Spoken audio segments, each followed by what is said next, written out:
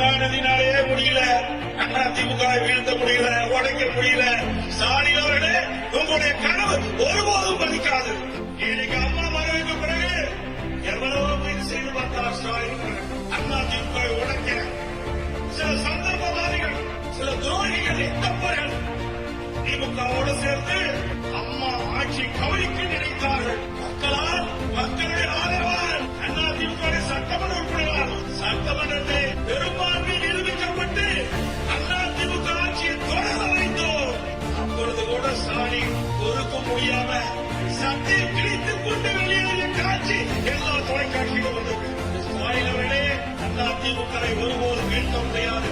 எப்பொழுது பார்த்தாலும் பேசுவார். அண்ணா திமுக எடப்பாடி பழனிசாமி பொறுப்பேற்று 10 தேர்தலில் தோல்வியடைந்து சொல்லிக் கொண்டிருக்கிறார். ஸ்டாலின் அவர்களே, 2011 2021 வரை எத்தனை முறை நீங்கள் தோல்வியுடைய என்பதை எதிர்பார்க்க